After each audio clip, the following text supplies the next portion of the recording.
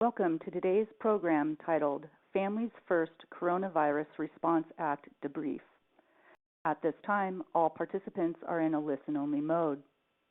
For those of you who are logged into the web presentation, you are encouraged to submit questions throughout the conference by typing them into the text box on your screen.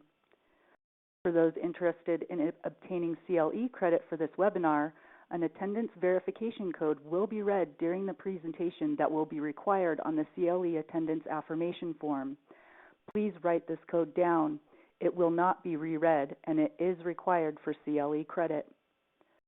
Copies of the webinar recording and PowerPoint presentation will be distributed to attendees in the days following the webinar. At this time, I would like to turn it over to Tracy. Tracy, you may now begin. Thank you so much. Hello, everyone, and welcome to our Families First Coronavirus Response Act Debrief webinar. We are thrilled to be here with all of you. We know there are many, many questions right now with respect to the Families First Act, compliance, further regulations expected from the Department of Labor, constant changes potentially to legislation and bills that could impact the Act, and we're going to do our best to address all of those concerns today. This is just our general legal disclaimer here for purposes of today's program, that we are, of course, providing this content solely for training purposes, and if you have specific legal advice, please reach out to your attorney. In terms of some additional resources for you, we have our COVID-19 Resource Center. You can see that there. Lots of great resources for employers, not only on this subject, but many, many other issues that employers are confronting related to COVID-19. I'd like to just briefly review our agenda today for purposes of our program. We're going to give you an overview of the Act itself, sort of how did we get where we are today, talk about some of then the particular provisions with respect to the Act, including health coverage, paid sick time, paid family and medical leave, tax credit issues, and unemployment. Joining me today are a group of phenomenal lawyers who we have all been working together and monitoring these issues 24/7. We have Ben Connolly from our Employee Benefits Group, Paul Drisner from our Corporate Group, Randy Johnson from our Labor and Employment Group, as well as dealing with all of our government public policy issues, and Josh Seidman joining me from our Labor and Employment Group as well. I'm now going to begin by turning this over to Randy Johnson, who's going to kick us off with how we've gotten where we are today and where we may be going in the future. Randy? Yeah, thanks, Tracy. And let me just add parenthetically here. I spent 10 years on Capitol Hill, and we spent 4 of those polishing up the Family and Medical Leave Act, 2 years on the Americans with Disabilities Act, and here we have new paid leave mandates pushed through the Congress in the space of probably less than 2 weeks. And so it's not surprising that there's going to be lots of questions of compliance. So you want to go to the next slide, Trace?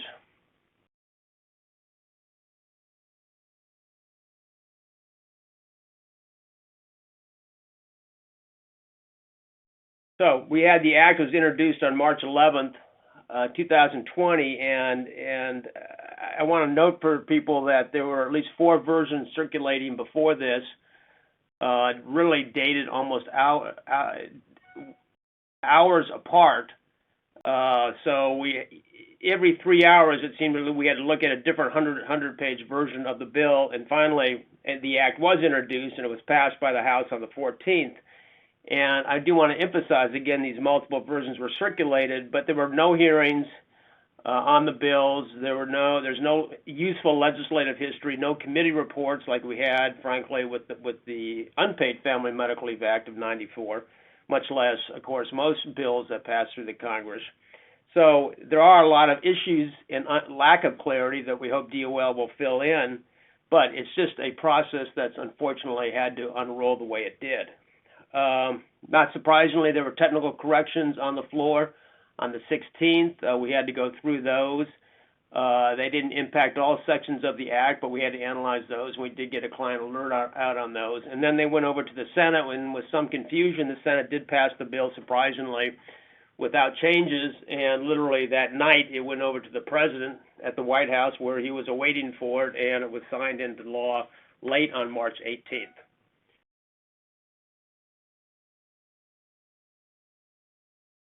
So now it goes into effect in 1 week, April 1st. There was some confusion sometimes because the Act's at 15 days from enactment, but DOL, so whether it was April 2nd or April 1st, DOL now with its guidance that came out last night has said April 1st because the Act had said not less than 15 days after enactment, and they have picked April 1st as the effective date. DOL did issue some very useful Q's and A's, which are referenced here. They're worth going to. This is just first of a salvo that DOL will be coming out with, but I think this initial group was very helpful, particularly in determining thresholds, which we'll get into. I do want to note that Speaker Pelosi complicated things by a 1,100-page bill while the Senate was in negotiations on the economic relief package. Those made very significant changes to the provisions we are going to talk about today, sick and family leave provisions. But fortunately, those weren't carried over into the Senate bill. The major changes there would have included dropping the thresholds to 1, by the way, from 500, but they were not included. DOL does have a portal link up there. They'll be accepting comments, requests for clarifications. We urge you to take a look at that. And I can tell you they are working hard over there, and they really do want to do the best job they can in clarifying a lot of ambiguities in the statute we're going to be talking about. A couple things before we turn it over to the details. Just a quick highlight: paid family medical leave and paid sick time. Look, I just want to highlight here, Tracy, that for everybody, these are separate parts of the Act. They're not interrelated, that I think a lot of people think. They're very separate, and they have their own rules. They have their own enforcement. So literally, when we're talking about them, just think about them in different pots, although there's some interrelationship between the 2 weeks and the 10 weeks, which we'll talk about. And then, of course, tax credits. I think everyone on the Hill did a great job in saying this leave will be paid for through tax credits, ultimately financed by the federal government, which the president has noted, and of course unemployment insurance, and then medical and health care, which we'll get into. Sunsets, it's only in 2020. I worked a long time on Capitol Hill. Sunsets are very, very unusual. I think it was a huge victory to get a sunset into this bill. And again, the thresholds apply only to private employers with fewer than 500 employees. That's a little odd for a bill on Capitol Hill. Normally they apply to bigger employers and exempt smaller employers, but that was not the case here. And again, the sick leave is different than the family leave, and Josh will go through that, but it's important to just keep that in mind as you're analytically trying to sort of follow the presentation. I do want to add on, I'm just going to go to the end here now and talk about enforcement, because I think this gets lost in a lot of the debate, and as you're listening to the presentation today about the law and some of the ambiguities, keep in mind at the back end, how will this be enforced? Now, the family and medical leave provisions are enforced under the Family and Medical Leave Act enforcement provisions, which does include a private cause of action and enforcement by the Department of Labor, with jury trials, by the way, and provides for lost monetary wages plus liquidated damages in certain cases. The sick leave, again, is separate. Those are enforced under the Fair Labor Standards Act, which also provides for a private cause of action in court and enforcement by the DOL. So while neither of these provide for punitive and compensatory damages such as Title VII of the 1964 Civil Rights Act, it's important to, I think, recognize that this is substantial enforcement mechanisms behind the kind of new requirements we're going to talk about, and it's worth keeping in mind as you figure out the enforcement, the resources you're going to apply to trying to figure out exactly how do I come up to standards under this new law. There is an enforcement grace period that DOL issued for 30 days for good faith compliance. Let me say this is not an escape valve, by the way. The Q&A that came out makes clear you can't be engaged in a willful violation. It's truly good faith, and that you're taking all steps to comply when a violation comes to your attention. So this is not sort of some loophole for 30 days. and I want to be cautionary about that. And again, this grace period would not cut off a private sector plaintiff's lawyer from bringing a lawsuit, because obviously it applies just to the Department of Labor. So a cautionary note on that, where I think there's a fair amount of misconceptions out there. So with that, let me turn it over to Ben Conley, who will talk about some of the healthcare provisions. Ben? Yeah, thank you very much, Randy. And I'm going to do something a little bit different. I'm going to talk about healthcare provisions first, which were prominently featured in the Families First Act, but then I'm going to go on to talk about the CARES Act, which is the so-called Phase 3 coronavirus relief package that was announced as a deal has been reached as of last night at 1:30 a.m. They're still finalizing the text. The text has not been finalized yet, but we have some advanced copies. So my double caveats here are, number one, this is subject to change once we see the final text. And then number two, I was working through these 690 pages on my own without the insight from our other 54 benefits lawyers, all of whom are far smarter than me. So this could change, and my colleagues also reserve the right to correct all of my misspeaking here as I go work through this.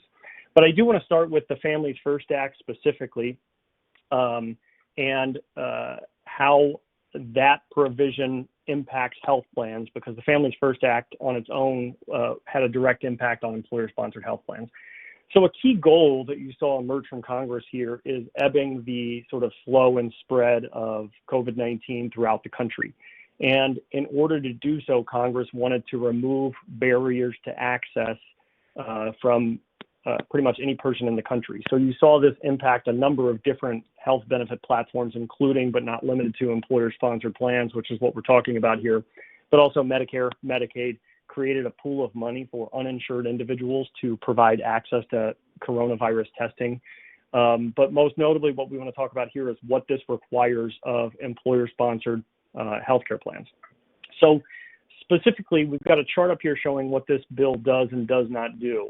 And what it does require is that all health plans provide coverage for, at no cost, COVID-19 testing.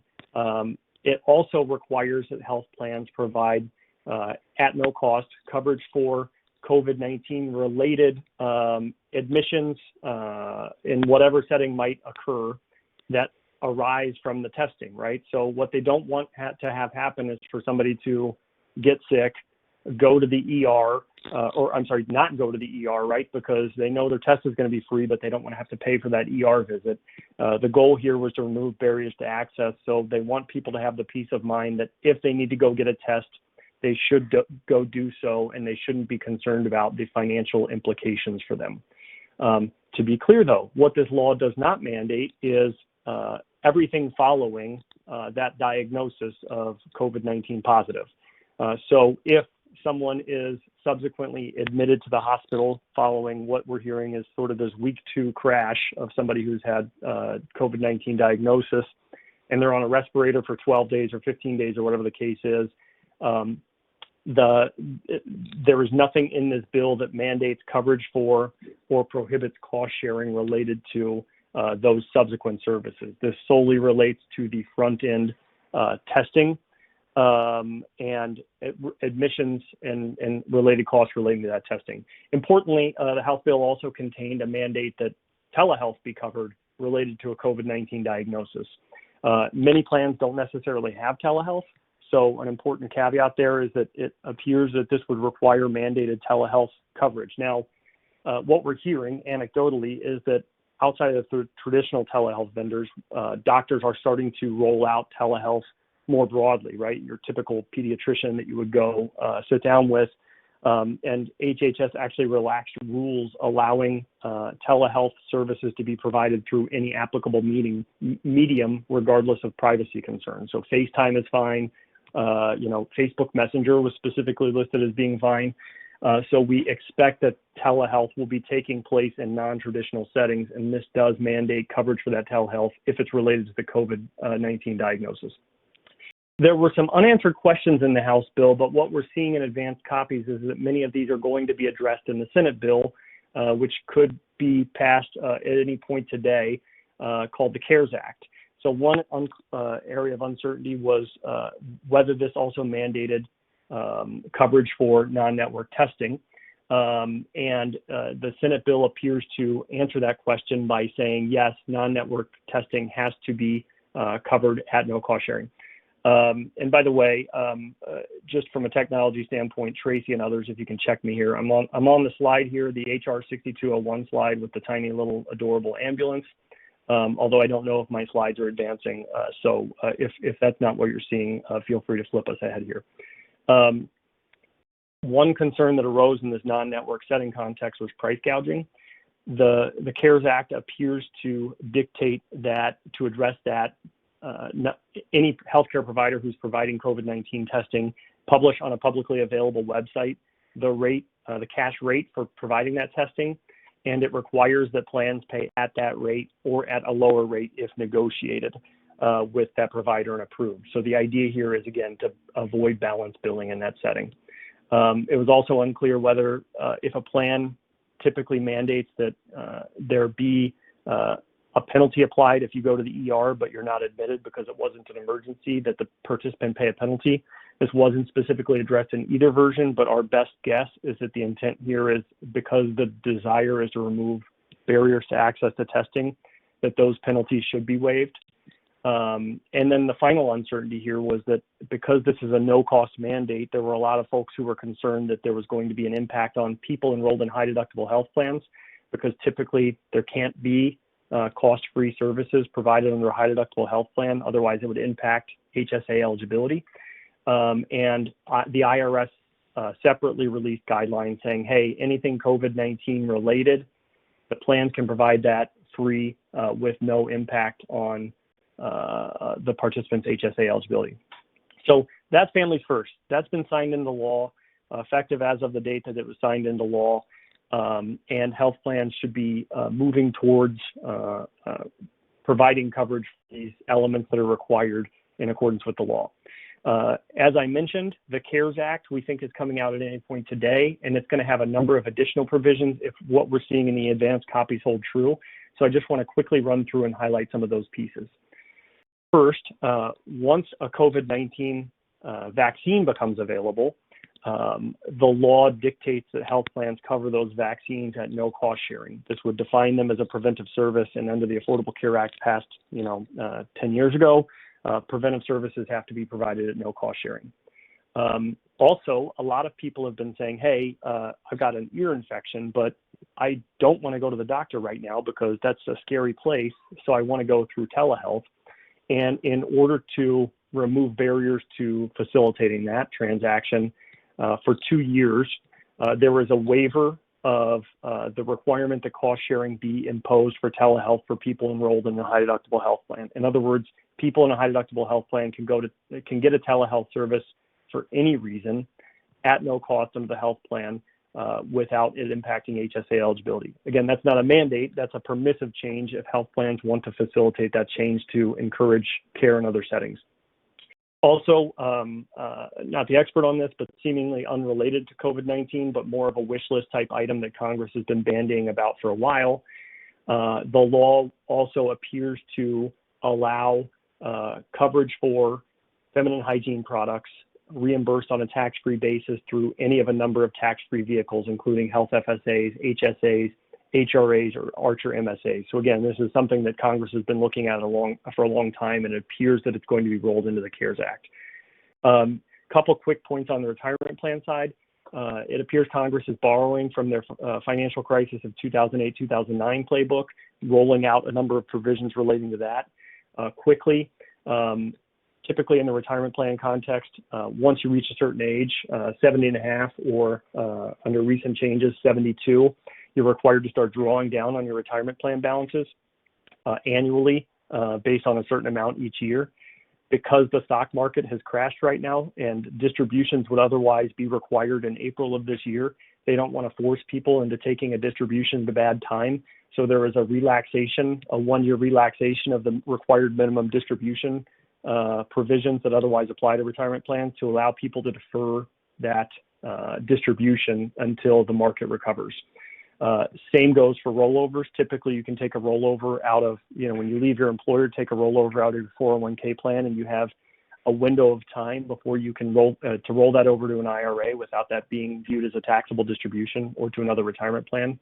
This relaxes that window, again, on the premise that these are extreme times, extreme circumstances, and that might impact people's willingness to put that money back in the market at this time. There's also a relaxation of the hardship rules, allowing COVID-related hardship distributions up to $100,000, and a waiver of the penalties that would otherwise apply for those hardship distributions.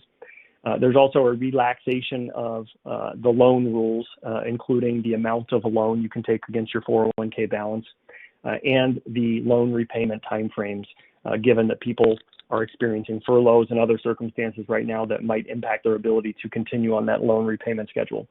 Finally, and this is an important point, and we're still unpacking this, but it appears that the Phase 3 coronavirus relief bill will include a number of loans or federal guarantees for certain industries, airline industries and others. As a condition of receiving those loans or federal guarantees, this appears to require that companies receiving those loans freeze and cap executive compensation for a 2-year window following the passage of this bill. So for these purposes, it appears that the people impacted would be people making in excess of $425,000 in 2019. And the way that it would work is that it would prohibit for the next 2 years an increase in that person's compensation, and it would also place an overall cap on that executive's compensation at $3 million plus, if they made more than $3 million in 2019, half of whatever the excess is. So just a quick example, if an executive made $5 million in 2019, they would be capped at $4 million for the next 2 years, $4 million annually for the next 2 years, that being the $3 million plus half of the additional $2 million. So I'm going to turn it over to Josh now, who's going to pick up and run with some of the main event here, which are the paid family medical leave and the paid sick leave provisions. Great. Thanks so much, Ben. Hello, everyone. Next slide, please. We're going to turn our attention now to the paid leave mandates under the Families First Act. We're going to start off with the paid sick time mandate, and then we'll dive into the weeds on the paid family medical leave component as well. As Randy mentioned at the beginning of the presentation, it's important to think of these as two separate mandates because that's really how they were designed within the Act itself. However, they do really flow together. They are in some ways interrelated, and we'll go over what those ways are over the next few minutes. Thinking as big picture for a second, one of the reasons this bill and this act got so much attention when it came out over the last 10 days or so is because there currently is no paid family medical leave mandate on private employers, right? We have the federal FMLA, but that is unpaid. And there's no paid sick time mandate on private employers other than potentially if you have certain government contracts, but that's very limited in scope, and that came out a few years ago.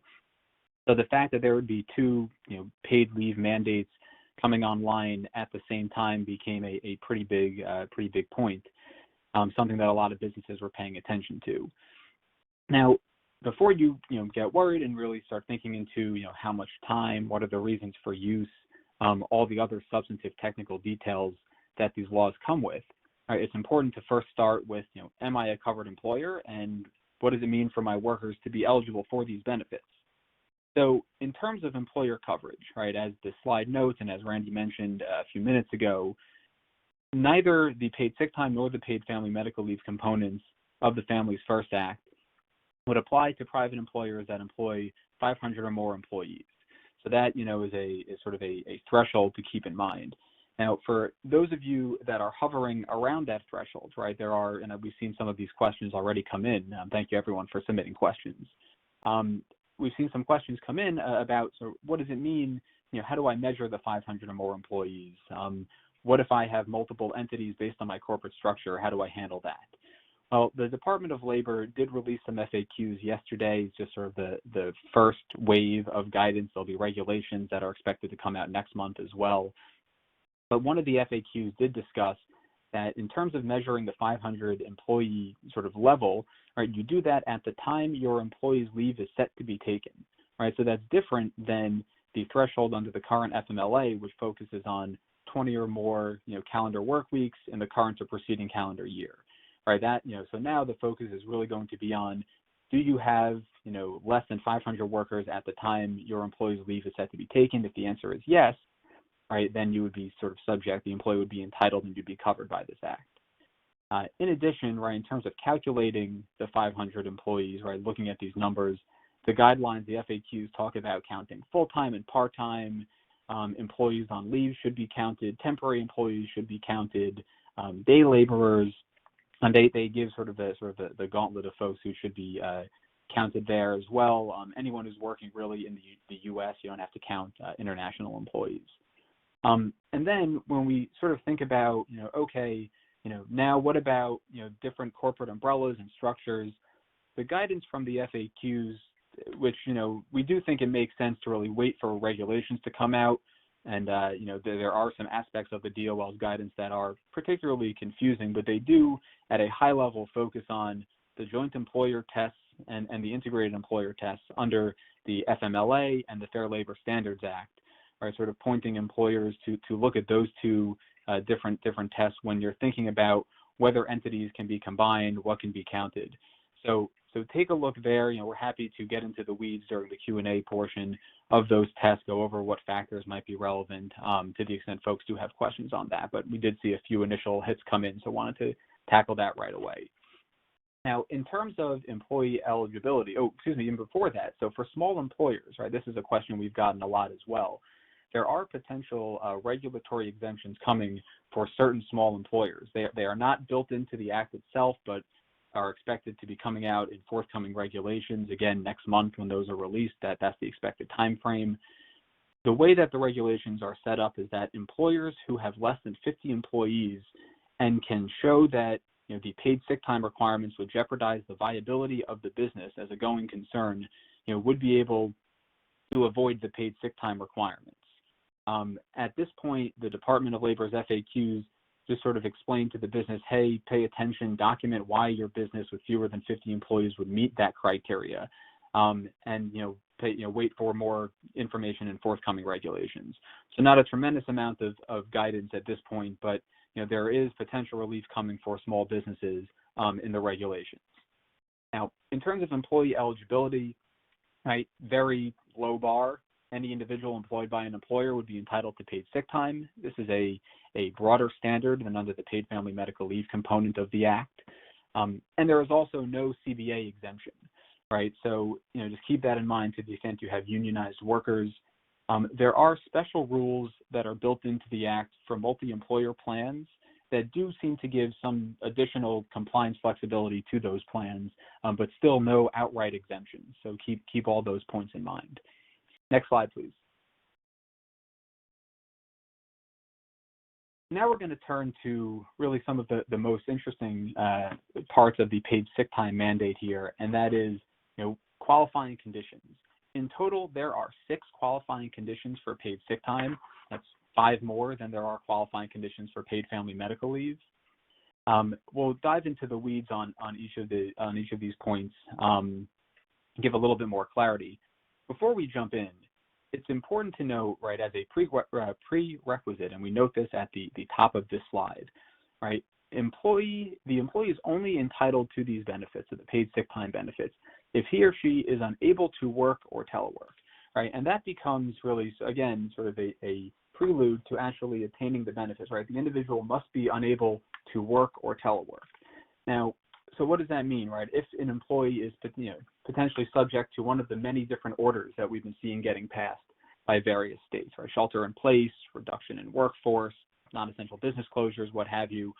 But the employee, so the employee is not able, to work, right? But they can go home and telework, right? In those instances, right? That employee would not, and is not otherwise exhibiting symptoms, hasn't tested positive, anything like that, isn't caring for a covered individual. That employee would not be entitled to the benefits that are provided under this Act, right, the sick time benefits, because they are able to telework from home. So keep that in mind when you're thinking through these as sort of the first part of the analysis. Now, the next part of the analysis, number 1, right, looking at the reasons on this slide, and again, there are 6 total, and we broke them up as these first 3, and then the next set for a particular reason when it comes down to, the amount of pay, and the various caps on that pay that employers are responsible for. And we'll talk about those in a couple of slides.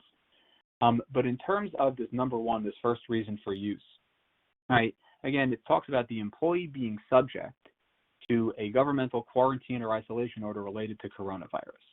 An open question, and one that we are hoping will be clarified in forthcoming regulations or additional FAQs, is whether that order itself needs to be focused on the individual, right, the individual employee, or the order can be something more broad, like some of these shelter-in-place workforce reduction orders that we've been seeing, right? So that becomes, that is an open question that we're waiting for guidance on. A fair sort of reading, literal reading of the Act could suggest that it's limited to the employee, him or herself, right? The order has to be focused on that individual.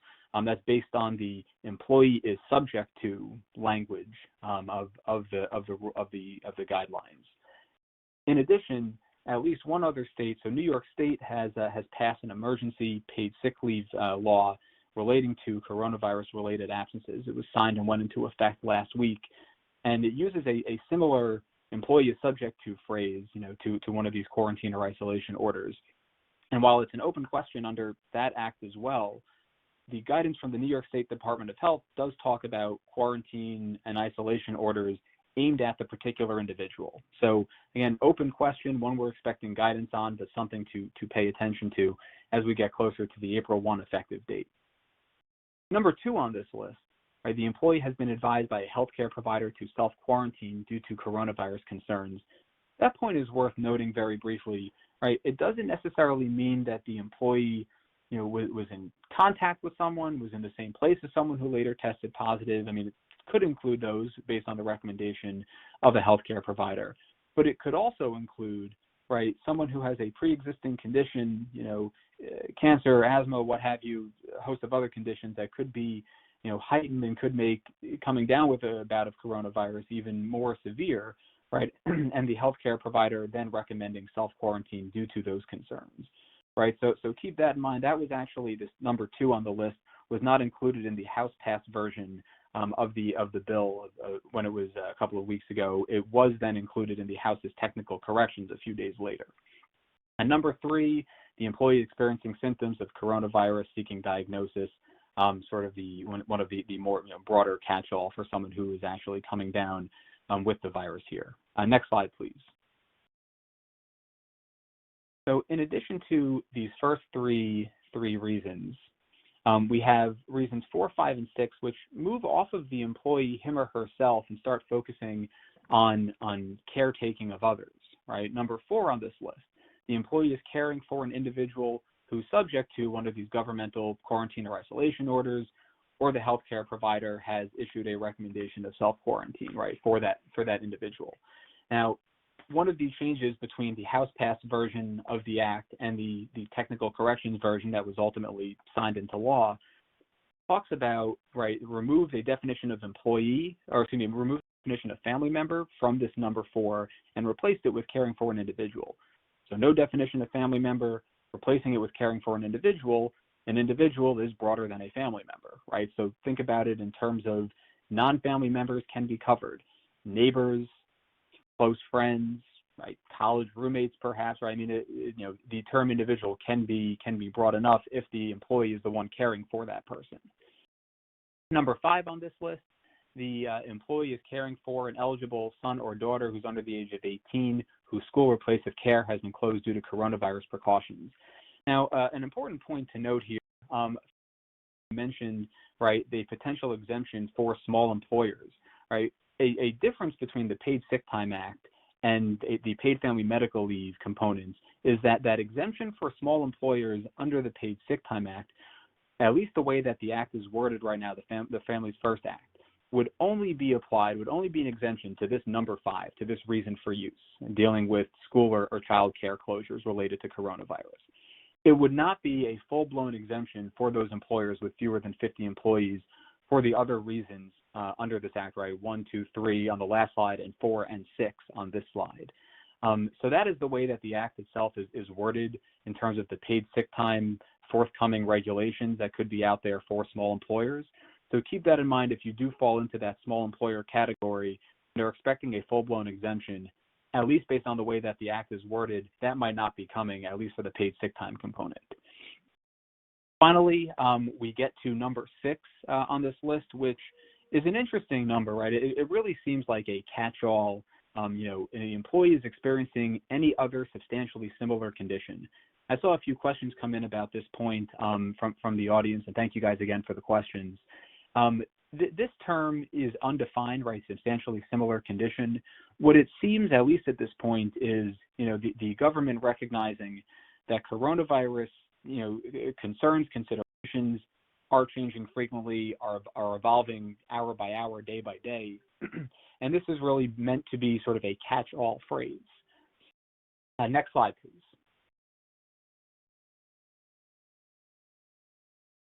Now that we've gone into the covered reasons for use, it's important to think about some of the other specific details about the act, about the sick time mandate. Firstly, how much time do employees receive? Well, it talks about for full-time employees receiving 80 hours, right? So assuming an 8-hour workday, full-time employees receiving 80 hours of pay, part-time employees receiving a prorated amount that is based on their number of hours that the individual, that part-time employee is working on average over a 2-week period. So someone who is working 30 hours a week instead of 40 hours a week would receive sort of 2 weeks worth of pay, right? That would get them 60 hours as opposed to the 80 hours. Just again, sort of a proration there for non-full-time part-time employees. In terms of the pay that employees can receive, and this is where the reasons for use come back into play that we were just going over, right? The first 3 reasons that we spoke about, right? So anything really dealing with the employee, him or herself, right? The absences related to the governmental order of quarantine or isolation, healthcare provider recommendations, and so on for the employee. That focuses on 100%. The employee is paid at 100% of their regular rate of pay or the applicable minimum wage, whichever is greater, up to a certain cap. And we'll go over those caps in a second. Unless, right? So now that's again the first 3 reasons we went over a couple of slides ago. On the last slide, reasons 4, 5, and 6, the ones that are more about caretaking, caring for an individual, caring for a child whose school or place of care has been closed, or that catch-all number 6, right? The employer is only obligated to pay employees 2/3 of their regular rate for those absences.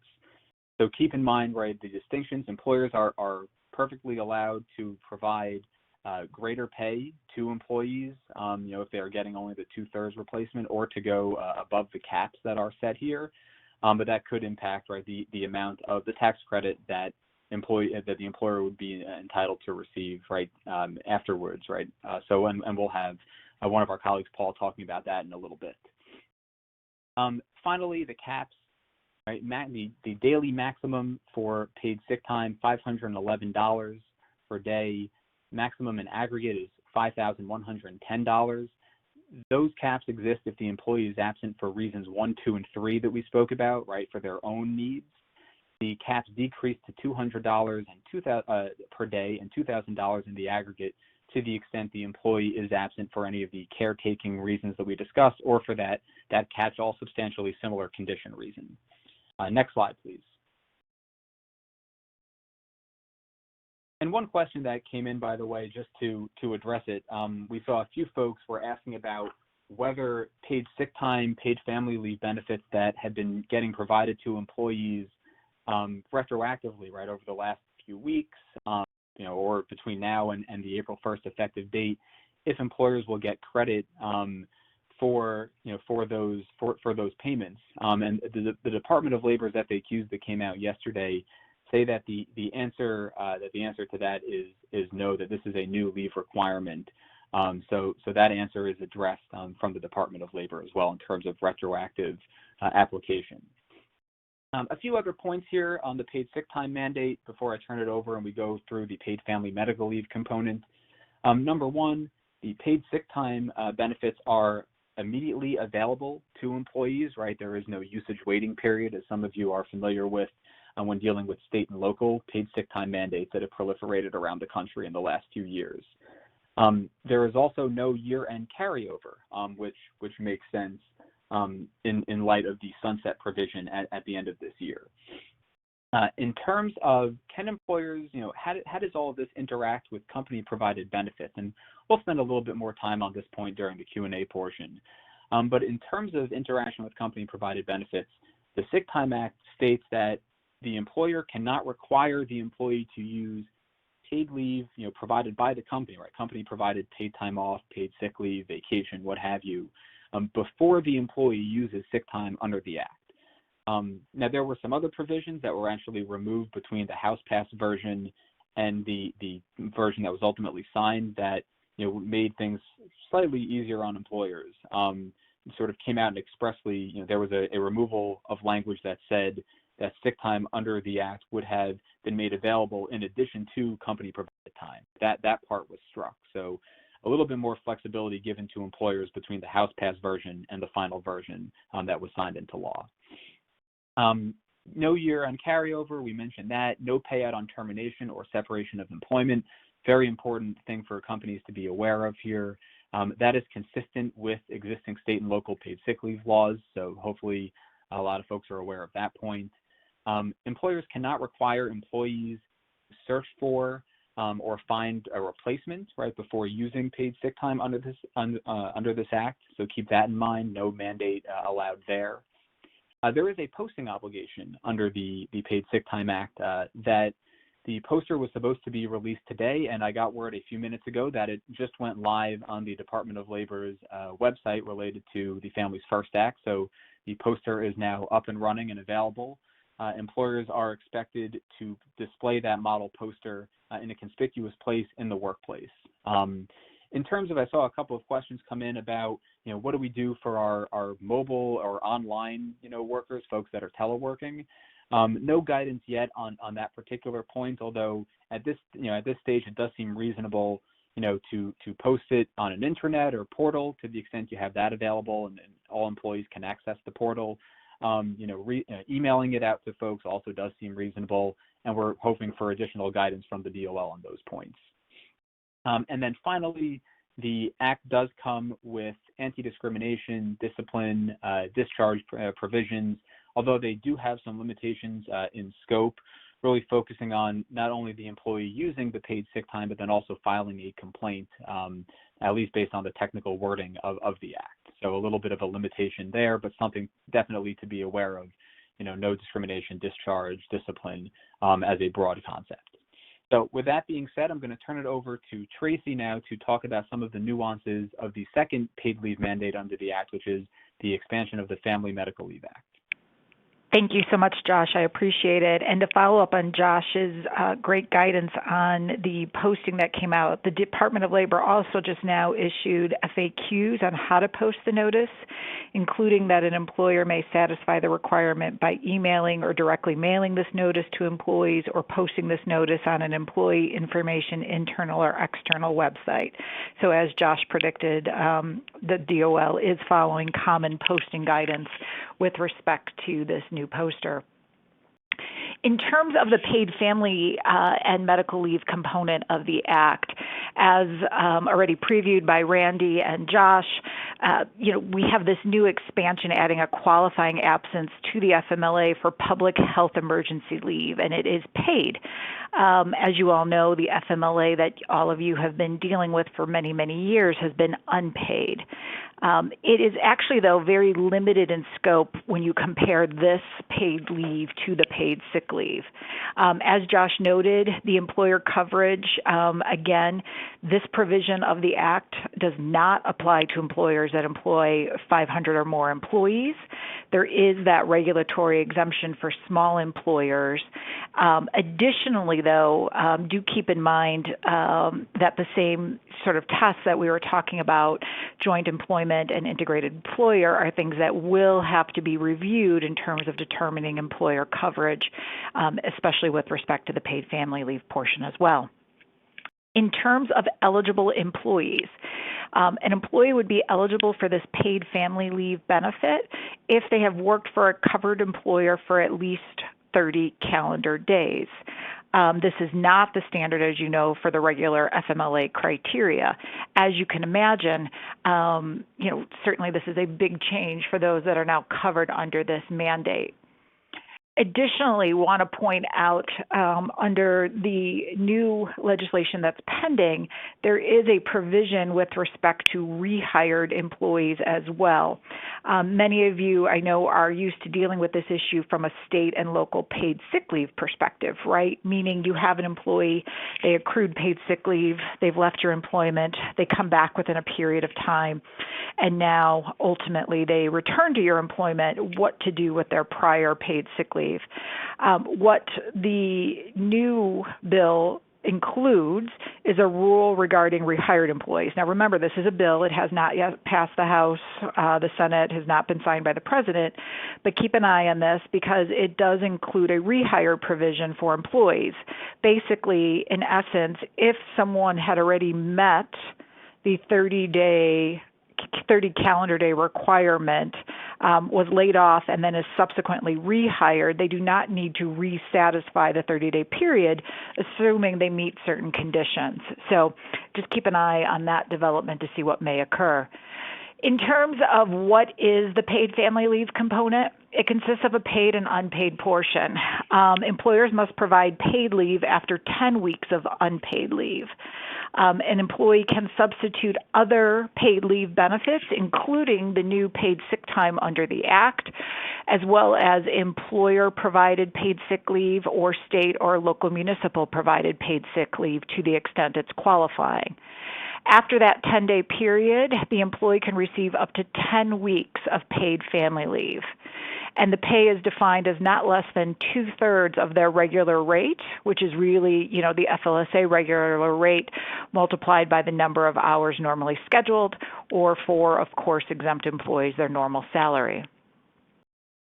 In terms of the paid family and medical leave, employees must provide advance notice of foreseeable leave as soon as practicable.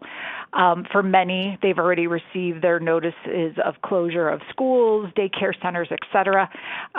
There is no clear guidance from the Department of Labor as to what an employer may, in fact, require in terms of actual documentation, so stay tuned, but do understand that, for many, all they're really going to likely have in terms of documentation for this qualifying reason is something about a school closure or daycare closure.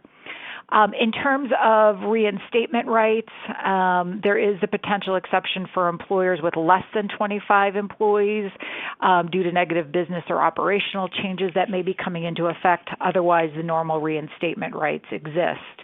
There are no collective bargaining agreement exemptions here. I know many of you are used to seeing these in state and local paid sick leave laws, where the laws provide that if an employer and the union that represents their employees or a portion of their employees reach an agreement to exempt themselves from the particular law or provision, that can be done so and it's built into a collective bargaining agreement. Here, that cannot happen under the Families First Act, and there are some special rules under multi-employer bargaining agreements as well.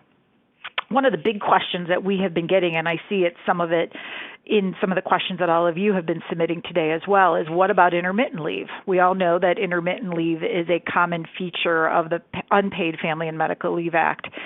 The Families First Act is completely silent on intermittent leave. We're hoping the Department of Labor will provide some guidance. In some respects, under the paid sick leave, for some of the absences there, intermittent leave does not make sense from a practical perspective. If you are sick or ultimately getting treatment, you're sick or getting treatment. However, some of the other reasons, such as taking off time to care for a child because their school is closed and you have no other way of taking care of the child, that might be something that can be done intermittently or shared between parent and other family members. So stay tuned to see what they do with respect to the intermittent family leave. Ultimately, the quarterly tax credits that are going to be given to employers are meant to offset the employer payments, and my partner Paul Drisner is going to give you some guidance on those tax credits and how they intersect here. So Paul, I'm going to turn it over to you. Thank you, Tracy. I'll try and walk through these tax credit rules fairly quickly. So next slide, please. Thank you. So as Tracy said, these tax credits are meant to offset the employer's costs of providing leaves, both the paid sick leave and the paid family leave. And to accomplish that kind of offset of those costs, the employers are provided a refundable tax credit against their share of Social Security taxes or the employer's excise tax for those employees employed under the Railroad Retirement Tax Act. The amount of the credit is equal to the sum of 100% of the sick leave and paid family leave wages that an employer paid and, importantly, was required to pay under the Act, plus the cost to the employer to maintain health insurance coverage for eligible employees while they're on leave, and plus the employer's share of Medicare tax on the qualified wages paid. So it's only on the wages paid to those folks who are on leave. The employer will get a credit for the Medicare, the employer's share of the Medicare taxes that are paid. Slide, please. So the Act provides that the credit is a quarterly credit. The actual language of the legislation says it's a quarterly credit, which suggested that the credit would need to be claimed when the employer filed its quarterly employment tax return. And employers were concerned. I heard some concerns from employers that they would need to wait perhaps up to 3.5 months after the time they actually pay the wages under the Act in order to claim the credit. Apparently, in response to those concerns, the IRS has stated that employers will not have to wait until they file their quarterly returns anymore. Instead, they will essentially be able to enjoy an immediate tax credit by being able to retain rather than deposit amounts of employee and employer payroll taxes that they pay with respect to all employees, up to the amount of the sick leave and paid family leave wages. So the employer is paying wages to those folks who are on leave as well as the regular, maybe employees who aren't on leave, and the employer, instead of having to deposit all of their normal employer share of Social Security and Medicare taxes and the employee share of income tax and Social Security and Medicare taxes withheld, instead of having to deposit those, the employer can retain an amount of those taxes to offset the wages, the sick leave and family leave wages paid during that period. If it turns out that the payroll taxes for the period are not sufficient to cover the qualified sick leave and paid family leave wages that are paid, the employer will be able to request an accelerated refund from the IRS for the difference. This was also a concern that a lot of employers had when the legislation first was passed, is that it didn't explain how you'd go about getting a refund. And the question, the concern was that you might have to wait until the end of the year to get a refund. Now the IRS has said that they will accelerate that refund, and they expect to process refund requests within 2 weeks or less. At least that's where they're what they've stated. They do expect to announce more detailed guidance this week on how the credit will be claimed and the refund procedures that an employer will be able to employ in order to request the refund. The amount of paid sick time that can be taken into account for tax credit purposes. Go to the next slide, please. So the amount of paid sick leave time, that can be taken into account for tax credit purposes is limited to $511 per day for up to 10 days. In the case of the three items listed there, to comply with a federal, state, or local quarantine or isolation order, because the employee has been advised by healthcare providers to self-quarantine, or because the employee is experiencing symptoms and seeks medical diagnosis. These are the first three qualifying conditions that Josh discussed earlier. In the case of all other with regard to all other cases of paying the paid sick leave, it is the amount that you can apply towards the credit is capped at $200 a day for, again, up to 10 days. Again, this corresponds to the amount of sick leave wages. The amount of sick leave wages required to be paid, and this basically limits an employer who may want to be more generous and pay more sick leave than required under the Act from claiming a larger credit. So the employer is still limited to the amount that they're required to pay, and they actually do pay under the Act. Slide, please. So the maximum amount of qualified family leave paid that can be taken into account for determining the credit is $200 a day, up to an aggregate of $10,000 for all quarters. Again, this corresponds to the maximum amount of family leave required to be paid. And again, a more generous employer will not be able to claim any paid family leave wages above this amount towards the credit. A few additional points I'd like to cover. One is that employers are not required to pay Social Security tax or the employer excise tax for those folks who are employed under the Railroad Retirement Act, on the sick leave and family leave paid under the Act, which makes sense because if the employer is allowed a credit against the employer portion of those wages, it wouldn't make sense to have to pay them and then claim a credit or start trying to offset. So that's clear in the Act. And next slide, please.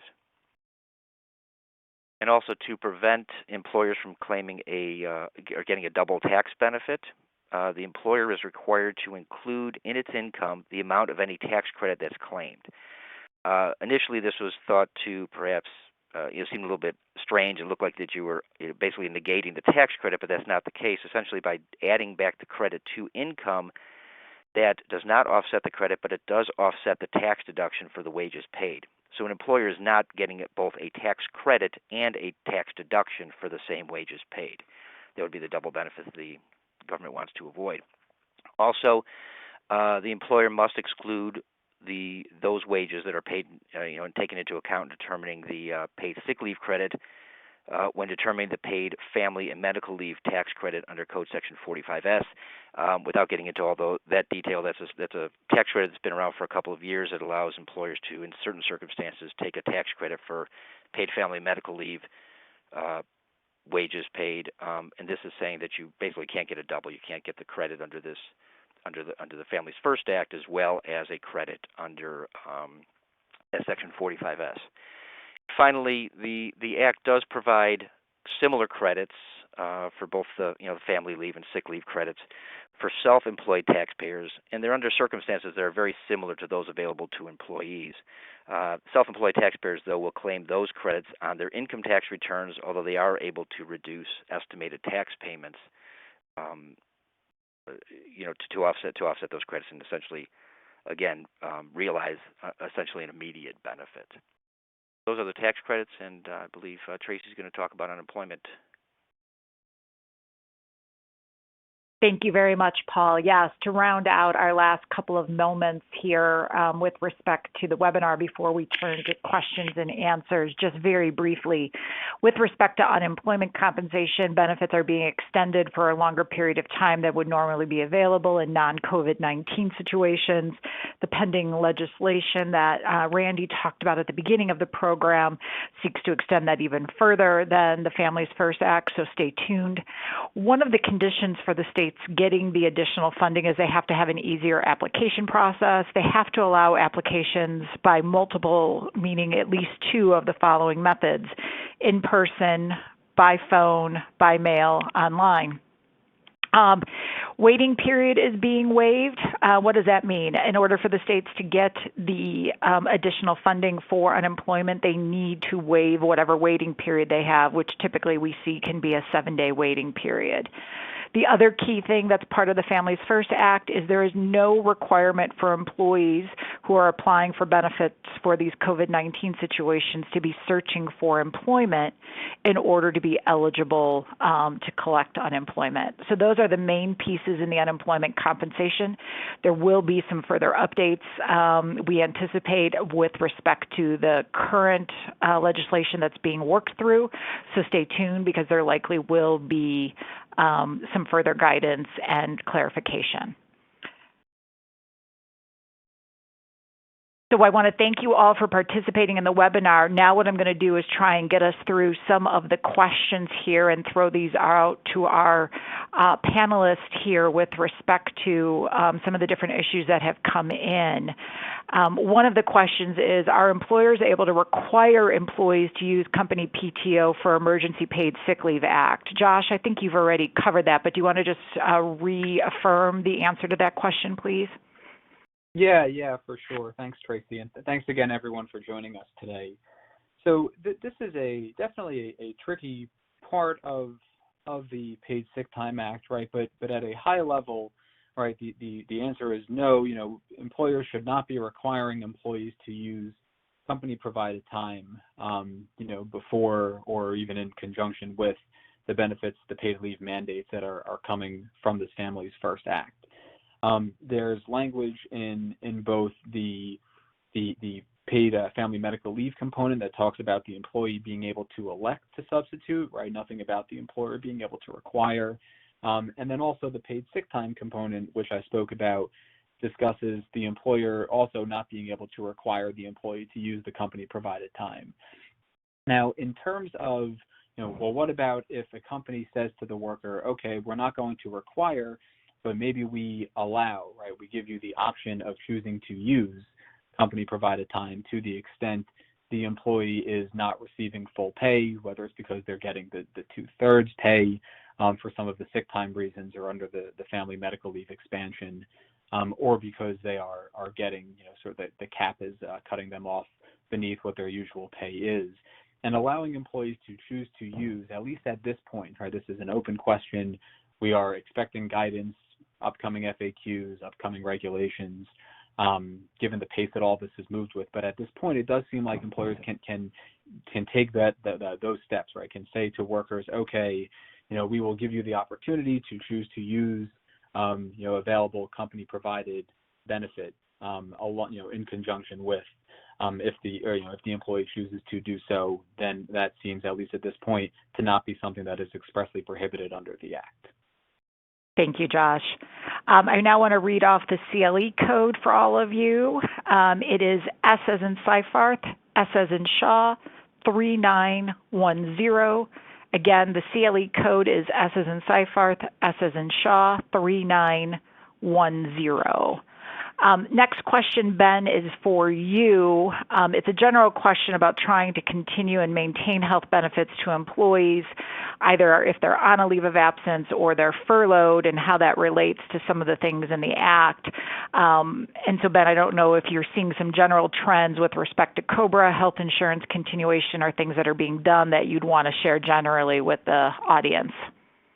Sure. Thanks, Tracy. Yeah, so quick plug here. We did a benefit-specific webinar on Monday that's up on our COVID-19 website. If you go to seyfarth.com, you'll see it. Very deep dive into this stuff. But briefly, yes, employers are very interested in finding a manner to continue benefits for people who are being furloughed but not terminated during the COVID outbreak and crisis. Short answer here is that you can probably do that. The thing you need to be certain of is that if there's an insurance carrier in the picture, either directly or through stop-loss reinsurance, that you seek approval from them in advance, that these people will remain eligible, this population will remain eligible, notwithstanding the reduction in hours due to the furlough. That's a big risk to you if you don't do that, because then you're telling people that they have this coverage that the carrier's not going to pay and you could be on the hook. If it's self-funded, you have a little bit of flexibility there, but certainly subject to, reinsurance rules. The other point I would note is we are seeing some state insurance departments mandate that carriers subject to that state insurance law allow employers to request continuation of coverage during the furlough. So I know we saw one out of Ohio in particular, but I'm assuming that other states will come out with these directives as well. But even in the absence, let's just talk medical coverage, even in the absence of the ability to bridge active coverage, there's always a COBRA right if a person loses health coverage due to a reduction in hours, and your carrier or reinsurance carrier will recognize that because that's mandated by law. And you can almost get to the same experience for the individual, albeit with the COBRA election, by allowing that COBRA to take effect and then providing a subsidy to the COBRA so they're still paying active rates. Thank you so much. Really appreciate it. Another question is, what documentation, if any, will be required of the employer to apply for the tax credit if someone is using the sick leave? So, Paul, I'm not sure if there's any guidance specifically about documentation requirements or any, affirmations or attestations from an employer at this point, but I figured I'd throw that your way. Yeah, no, unfortunately there isn't yet. I expect that there will hopefully be part of the guidance, maybe not the guidance that's expected this week, but coming soon. In fact, a few minutes before we went on today, the IRS issued a notice with a whole host of different areas related to the COVID-19 and different breaks they're giving employees and giving taxpayers and such, and they expect over the next number of weeks to be coming out with different guidance. So I'm hoping that will be the case. My guess is that it's perhaps pushed off a little bit, thinking that the first set of wages that we paid under the Act here are still probably at least a week off, and for somebody to actually claim a credit later on, it's going to be some time after that. So I do expect that there will be guidance, but I don't, hopefully it'll be coming forthcoming soon, but it may be kind of pushed back behind some other things that are a little bit more pressing. Thank you so much, Paul. Appreciate it. Josh, I think this next one is for you and I. I'll let you kick it off if you want, or I can take it. It says, if an employee has already exhausted their FMLA leave entitlement for the year, do they still get the 80 hours paid sick leave under the Act? Yeah, I'm happy to start that one off. So it does seem, and I think this goes back to what we were discussing sort of at the outset, and then over the course of some of the paid leave details, right? Thinking about the paid sick time mandate and the paid family leave or expanded FMLA being sort of two separate but somewhat interrelated programs.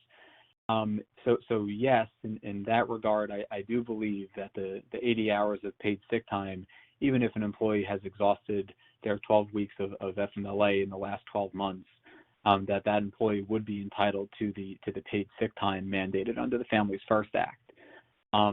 And then Tracy, do you want to maybe give a little bit of background or our thoughts in terms of, well, how does it interplay then with the expanded FMLA component of the Act?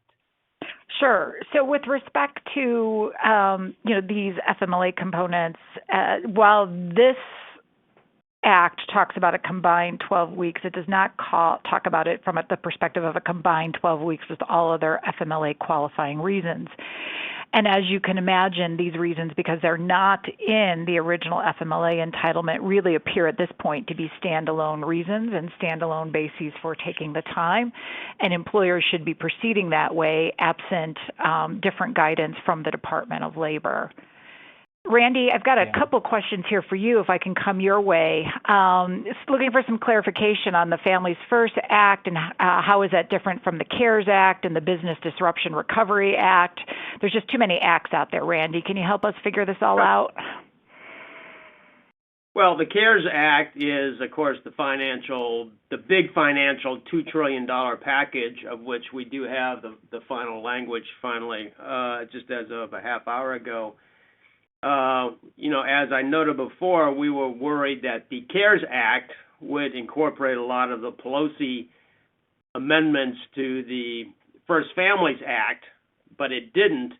However, there is one change in there which we still have to look at in the CARES Act that deals with the First Families Act applicability to someone who is rehired,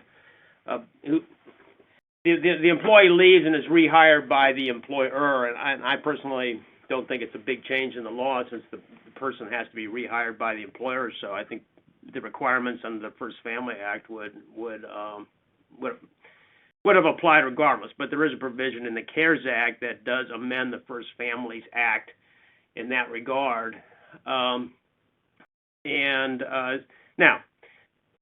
I know this is very basic, but since I got this question, the CARES Act, of course, still has to be passed by the Senate. It still has to be taken up by the House and going to the President. And I just see now, Tracy, that there's some concern over a part of the way the UI provisions have been raised by Senator Graham.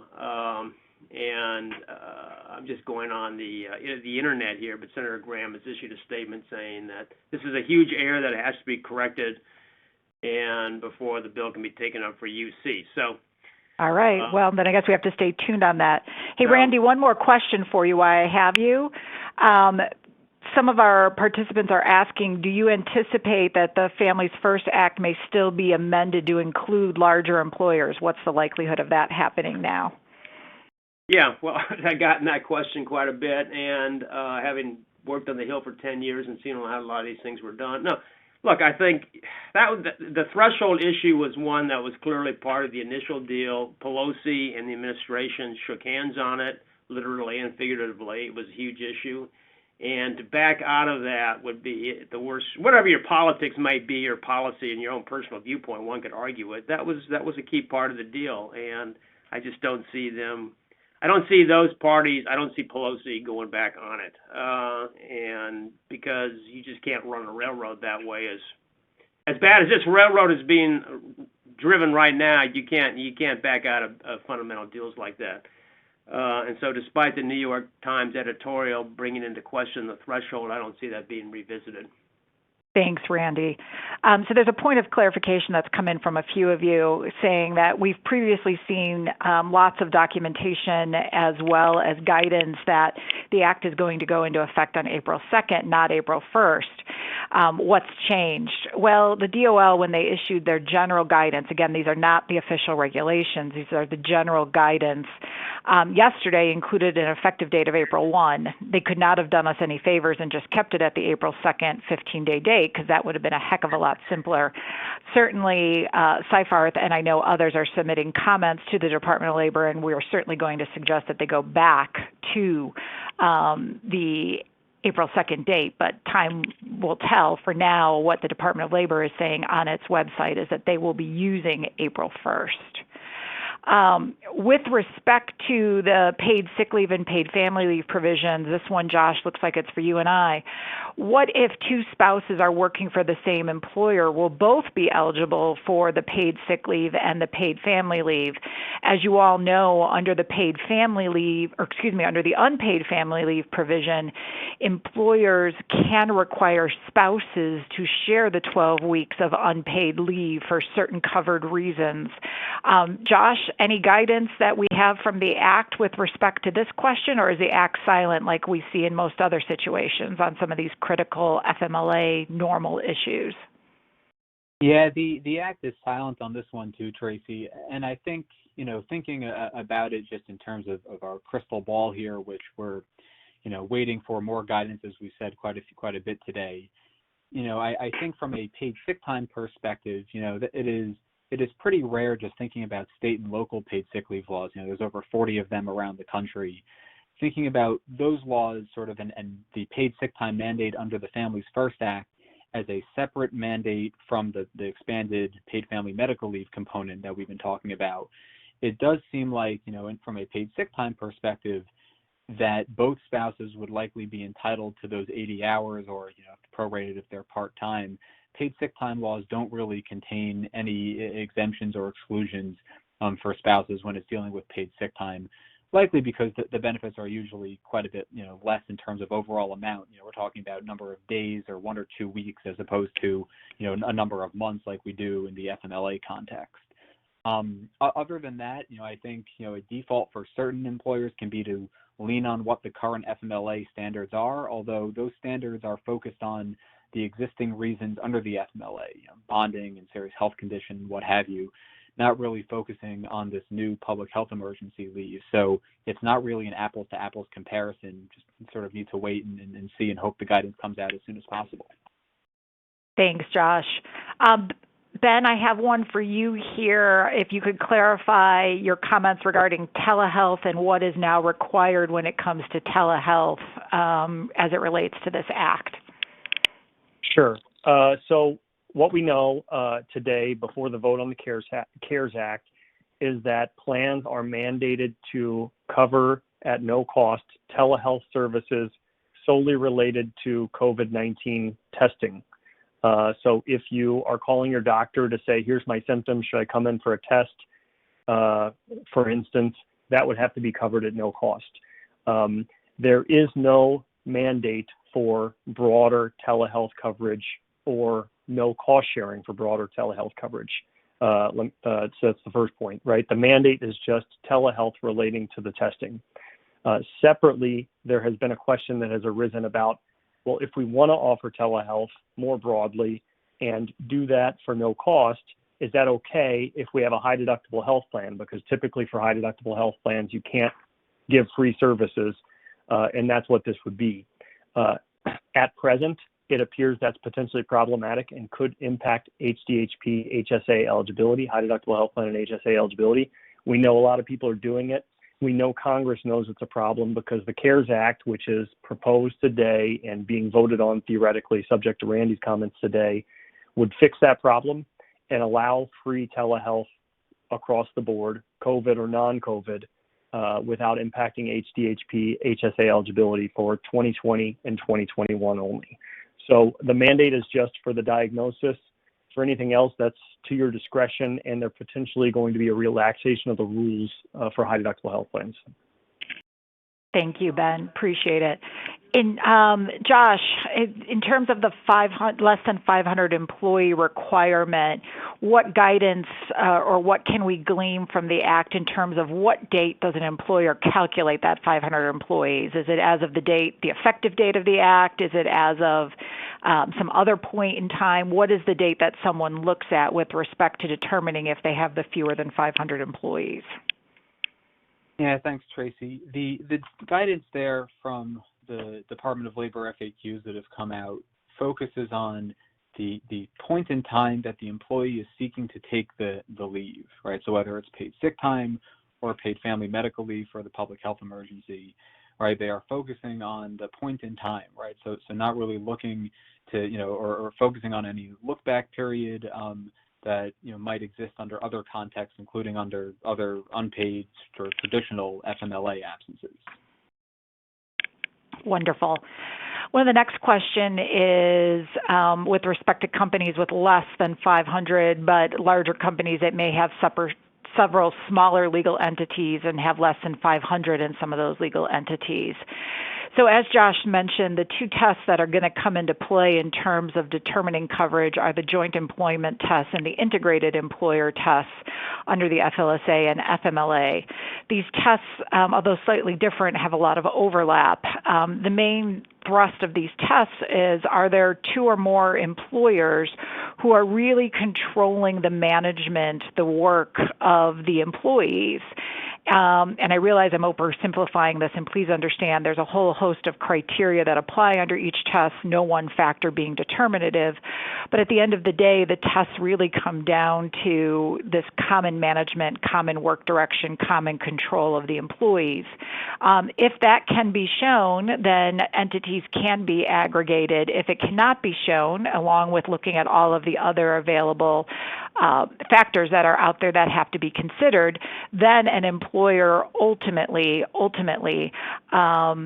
may not meet the integrated employer test or the joint employer test. Again, it's a highly fact-specific question and is not one that is subject to a yes/no type answer. But certainly, we recommend employers consult with their legal counsel as the best way to proceed. This next one, Josh, if you want to take it, can an Oops, I'm so sorry, Tracy. Yeah, just to follow up on one quick point there, too. I saw a question just asked about the joint employer rule from the DOL Wage and Hour Division guidance that came out a couple of months ago, January 2020. The FAQs that the DOL released regarding the Families First Act yesterday do link to that fact sheet, the 2020 updates from the DOL Wage and Hour Division. So to the extent you're familiar with that, that is one of the pieces of guidance that they are directing employers to when working through the different factors that Tracy was just talking about. Thanks, Josh. Josh, do you want to throw Tracy a caution that for people on the phone to try and group entities together to escape the threshold can come back and haunt them in other kinds of litigation? I think it's Certainly. So it is also a business risk decision in terms of taking the position of being a quote-unquote joint employer or integrated employer. For example, many employers do not want a joint employer determination if they, for example, are utilizing temporary workers in their workplaces or if they have other separate legal entities, and they don't want to do so for a variety of reasons. One, if you are taking the position that you are quote-unquote a joint employer or an integrated employer, it could mean that you will be held to that position for other perspectives, whether it's wage and hour claims, failure to pay overtime, misclassification. If you're a government contractor, OFCCP treatment, scope of OFCCP audits, et cetera. Certainly in other types of litigation, such admissions can be used against you from a discovery perspective, damages cap perspective, et cetera. So there are a number of different considerations before doing that, which is why we recommend you consult counsel before making a determination one way or another, whether you are in fact a joint employer or an integrated employer. Josh, here's a tough question for you, but one that I know we've gotten over and over again. Can an employer lay an employee off if they're already taking leave and or time off under the Act? Yeah, so it's a good one, Tracy, and there certainly are protections, right, under both the paid sick time mandate and the paid family leave mandate that protect employees from any type of discipline, right, discharge, what have you. So the general caution there is to avoid, to the extent an employee is, once we get to the effective date next week, for an employee who is out, using the time off to not, terminate, take any, adverse actions against that employee that could be deemed unlawful retaliation, for using their time off benefits under the Act, whether it's sick or family leave. Thanks, Josh. One other quick one is, can you clarify what is the regular rate and what that means for purposes of these paid benefits? Yeah, for sure. So the Act talks about, when they discuss regular rates of pay, right, they direct employers to focus on the regular rate as it's defined under the Fair Labor Standards Act. They even point to Section 7E there, which is the whole host of different topics and forms of compensation that would or would not need to be built in to regular rate definitions that then would encompass different rulemaking as well involving the FLSA. But they do use it under the federal standard, so that is how employers should be treating it. Under other regular rate calculations for federal purposes, they should look to do that as well for purposes of paid sick and paid family leave payments under this Act. Thank you, Josh.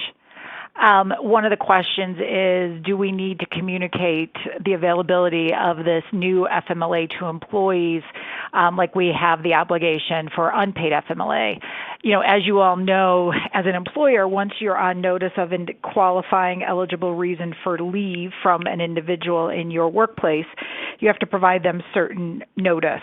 There is nothing at this point from the DOL saying that you will have to follow similar notice procedures, such as a notice of rights and responsibilities or a designation notice or anything of that sort. Having said that, our general best practices advice is, if you are put on notice of someone who has a qualifying need for this leave, you certainly should be having conversations with that individual, make sure they've seen the poster, and of course process any requests for leave in accordance with the Act. Independent contractors, do they get these benefits? Randy, Josh, anyone want to grab that one for me? Well, yeah, they don't, but yeah, go ahead, Josh. No, I was going to say, so there are, there is, if I'm remembering correctly, under the standards for employer coverage, I do believe there's some general information about self-employed individuals. I'd have to go back and double check, but that is at least standing out to me. They cross-reference a whole different host of different bills, right? But to the extent the individual is an independent contractor who's sort of tied to providing services to a company, right? But you've gone through the whole host of factors in determining appropriate employee versus independent contractor and landed on the side of contractor, right? It seems like the employer would not be on the hook for those benefits to that individual. Thanks, Josh. And there is a tax credit. I'm sorry. Go ahead. Just wanted to jump in and mention that independent contractors are also able to take the tax credits pretty much the same as employed individuals. So if a self-employed individual is unable to work for the reasons that they would be able to receive normal sick leave pay or the paid family leave, and they can then claim credits up to the same amounts as they would have if they were an employer who paid those things kind of to themselves, almost putting themselves in the position of being an employer paying themselves those amounts. They can get a tax credit kind of under the same criteria as for employers to claim the credit. Wow. Thank you, Paul. Randy, question for you. Is this act going to be retroactive, the Families First Act? Do we have to retroactively go back to people who went out or who are isolated as of last week? Well, if they're still on the, I think if they're still your employee, the answer is yes. In the same way as if an employee was out on unpaid family leave and certain legal requirements kicked in, I think they're still your employee, and so yeah, I think the answer is yes. Josh or Tracy? Yeah, and it's yes on a going forward basis, not a backward basis, though, right, Randy? Well, right. Right. I mean, it's not Right. retroactive, but they're still your employee, and yeah. So. Yeah. So, Josh, a common question that's come up from multiple people is a shelter-in-place order the same as a quarantine order? Get out that crystal ball of yours, Josh. Yeah, it is it is definitely a question that we've received from certain companies. Shelter in place and quarantine, as it stands today, and as hit upon during the webinar part of today's presentation, the shelter in place orders, it really is a tricky point because the way that the reason for use is worded focuses on the employee being subject, right, to an order of quarantine or isolation. And these shelter-in-place orders can be viewed as being broader than just the individual because they are, right? They are impacting the public at large within that particular location, that city, that state. And that makes it, so it really depends on and what the meaning of these types of orders are, and what the meaning of the phrase the employee is subject to one of those orders, right, as designed and built into the paid sick time part of the Families First Act. Where does that language land us? And that is something that is an open question. I think part of this, part of the answer could also hinge on the actual wording of the order, right, of the shelter-in-place order, and how that is teed up and whether it's focusing on companies or individuals. But at this time, it's really just a gray area that we've been trying to work through. And like I said, there's at least one state out there where the State Department of Health guidance that has a similar paid sick time related to coronavirus absence, mandate that is out there and in effect. It started last week in New York. The guidance there does talk about these orders of quarantine and isolation being aimed at the individual, not necessarily the way that the government will go, but it's certainly something that, could lead them down a roadmap, when this is getting defined in forthcoming regulations and FAQs. Which then leads into a related question, Josh. What documentation can you request to verify a qualifying condition related to, say, a quarantine? A doctor's note? What, if anything, does the Act allow us to require of employees? Yeah, the Act is mum's the word on that point, Tracy, which is frustrating for a lot of companies. We've been getting questions in terms of, well, can I, what about getting a copy of the order, or do I need to go further? Can I require, an actual doctor's note for symptoms? What about the school or child care closure? Can I just look to the order, or do I need some actual tangible proof from the employee that they truly need to care for their son or daughter who's home because of that particular school or daycare closure? And all of that is at this point an open question. The hope is that there'll be guidance. The expectation is that there'll be guidance on the documentation points over the next, week or so before the Act goes into effect, and then hopefully sort of mandatory guidance and rulemaking and regulations coming out next month. At this point, though, we recommend sort of erring on the side of caution, giving the worker the benefit of the doubt, at least until that guidance comes out, to not overstep or misstep given the newness of these laws. Okay. Next question. What notice can we require from an employee to use the paid sick leave, or do we automatically just have to pay them 80 hours? Yeah, so there is some notice guidance that the Act did talk about. It was one of the topics that they addressed, which was appreciated. What the Act discusses is where an employee is receiving paid sick time, the company can require the employee to follow, quote, reasonable notice procedures to continue receiving the paid sick time. Now, it's unclear what reasonable notice procedures means, although, we think, daily check-ins, call-ins, if there's a test, a test for coronavirus pending, when the results of the test come in, but not doing anything, that would require the employee to come in, in person to report to the company, if they're experiencing symptoms or anything like that, right? To just follow reasonable notice procedures, call-ins and things like that is where we think that'll land. Okay. I think we've got time for one more question. Can the employer pay more than the cap that's provided under the law and then be responsible for the difference? So, Paul, do you want to talk about that from a tax credit perspective? And then, Josh, you can talk about it from a paid leave benefit perspective. Certainly. So from a tax credit perspective, you have the caps there, and the statute is pretty clear that you can only get credit for what they consider to be qualified wages. Qualified wages are only the wages that are required to be paid under the Act. So there's that as far as the definition goes, as well as just numerical caps saying the most you can claim are the numbers we talked about earlier for the number of days or the total amount. So again, from a tax perspective, you can't claim a credit whether even if you want to be more generous. Yep, and then, all right, thanks, Paul. And then from a paid leave perspective, yes, there's nothing in the Act that precludes a company or an employer from being more generous and going above the caps. That the Act has set, right, to pay employees their full pay to make them whole during these difficult times. Again, with the caveat of not requiring them to use any company-provided paid time off to get them up to that point. And with that, we are at the conclusion of our program. I want to thank you all for your participation today. We realize there are some additional questions here. We did our best to get to as many as possible. We certainly appreciate all of your participation. And thank you again. We will try and get further information out as quickly as we can. Have a great afternoon, everyone. This concludes today's webinar. Thank you for attending.